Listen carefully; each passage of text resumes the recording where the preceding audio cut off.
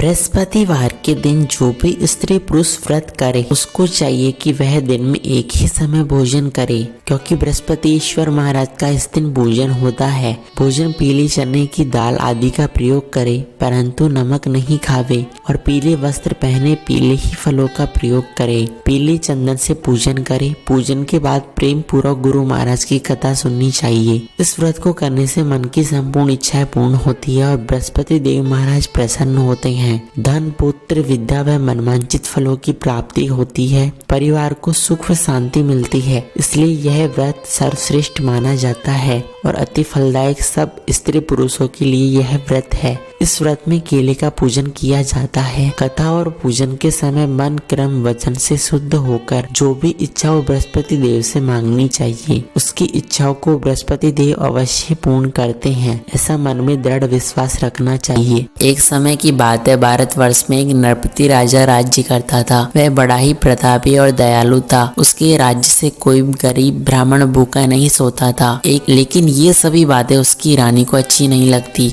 वह ना तो गरीबों को भोजन कराती, ना ही भगवान का पूजा पाठ किया करती थी और राजा को भी ऐसा करने से मना किया करती थी। एक दिन राजा शिकार खेलने वन को गए हुए थे। रानी महल में अकेली थी। उसी समय बृहस्पति देव साधु वेश में राजा के महल में आए और भिक्षा के लिए गए। भिक्षा मांगी तो रानी ने भिक्षा देने से इनकार किया और कहा, हे साधु महाराज, मैं इस दान पुण्य से तंग आ चुकी हूँ। मेरा पति सारा धन लुटाते रहते हैं। मेरी इच्छा है कि हमारा धन नष्ट हो जावे, जिससे ना रहेगा बांस, ना बजेगी बांसुरी। साधु ने कहा, देवी तुम तो बड़ी विचित्र हो। संतान से भला कौन दुखी रहता है? पुत्र और लक्ष्मी तो पापी के घर में भी होनी चाहिए। यदि तुम्हारी ऐसी ही इच्छा है तो भूखे को भोजन कराओ, कुंवारी कन्या का विवाह करवाओ, पाठशाला बनवाओ, जिससे तुम्हारा नाम लोक परलोक में सार्थक होगा। परंतु रानी का उपदेश पर कोई प्रभाव नहीं पड़ा। वह बोली, महाराज आप मुझे कुछ न समझाए। मैं ऐसा धन नहीं चाहती जिसको उठाने में मेरा सारा समय बर्बाद हो जावे।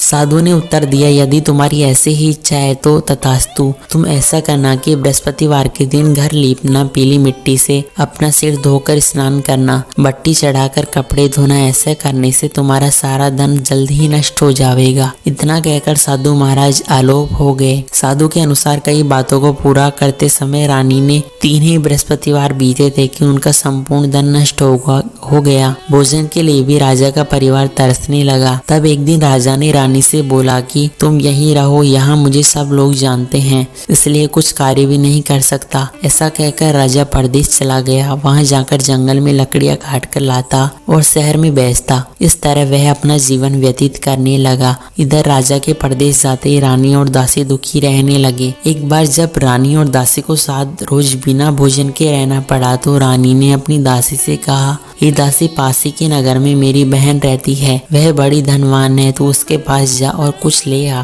ताकि थोड़ा समय तो गुजर जाएगा। दासी रानी की बहन के पास गई। उस दिन गुरुवार था और रानी की बहन उस समय बृहस्पतिवार की कथा सुन रही थी।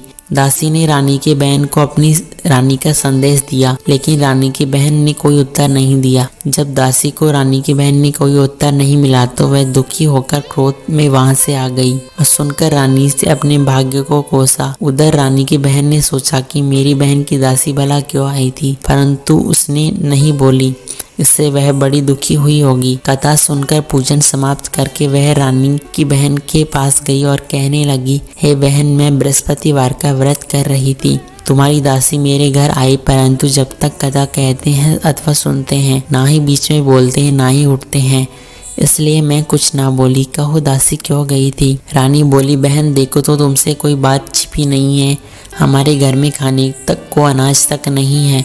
ऐसा कहते कहते रानी की आंखें भर आई। उसने दासी समेत पिछले 7 दिनों की भूखे रहने की कहानी बता दी। रानी की बहन बोली, देखो बहन, भगवान बृहस्पति देव समस्त लोगों की मनोकामनाएं पूर्ण करते हैं। देखो शायद तुम्हारे घर में अनाज रखा हो। पहले तो रानी को विश्वास नहीं हुआ, पर बहन के आग्रह करने पर उसकी दासी के अंदर भेजा तो उसने सचमुच अनाज से भरा एक घड़ा मिला। यह देखकर दासी को बड़ी हैरानी हुई। दासी रानी से कहने लगी, हे रानी, जब हमको कुछ नहीं मिलता था तो हम भी व्रत किया करते थे, इसलिए क्यों ना हम भी व्रत किया करें। इनसे पूजन और व्रत की कथा की विधि पूछ ली जावे, ताकि हम भी व्रत कर सकें। तब रानी ने अपनी बहन से बृहस्पतिवार के बारे में पूछा। उसकी बहन ने बताया कि बृहस्पतिवार के व्रत में चने की दाल, मुनक्का, विष्णु भगवान का पूजन करें तथा व्रत कथा सुने, पीला भोजन करें। इससे बृहस्पति देव प्रसन्न होंगे और व्रत पूजन विधि बताकर रानी की बहन अपने घर लौट गई। 7 दिन बाद जब गुरुवार आए तो रानी और दासी ने व्रत किया। गुड़साल में जाकर चना और गुड़ बीन लाई। फिर उसने केले के जड़ तथा भगवान विष्णु का पूजन किया। अब पीला भोजन कहाँ से लावे, इस बात को लेकर दोनों बहुत दुखी थी। चूँकि उन्होंने भगवान का व्रत सच्चे मन से किया था, इसलिए बृहस्पति देव उनसे प्रसन्न थे।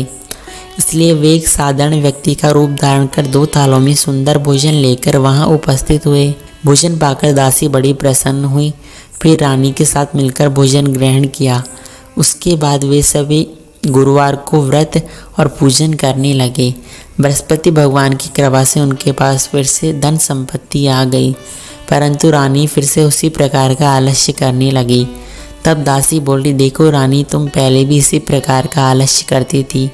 तुम्हें धन रखने में कष्ट होता है, इस कारण सभी धन नष्ट हो गया था।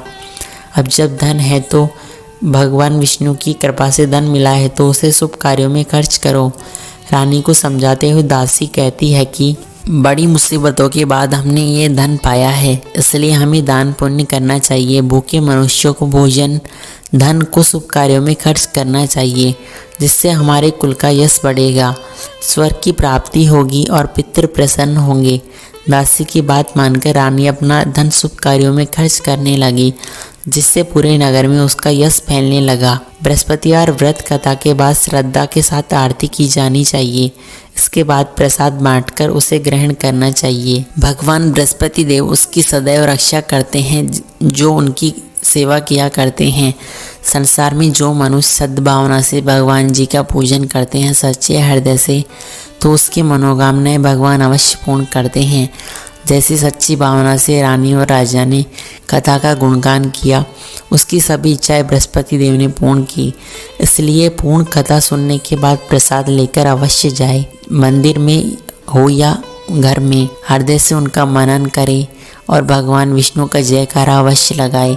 बृहस्पति देव ऐसे ही हैं, जिसके मन में कामनाएं हैं सभी को पूर्ण करते हैं, और जो सद्भावना पूर्वक भगवान का व्रत करते हैं, पाठ कहता है अथवा सुनता है, दूसरों को सुनाता है, बृहस्पति देव उसकी मनोकामनाएं अवश्य पूर्ण करते हैं। बोलो जय विष्णु भगवान की।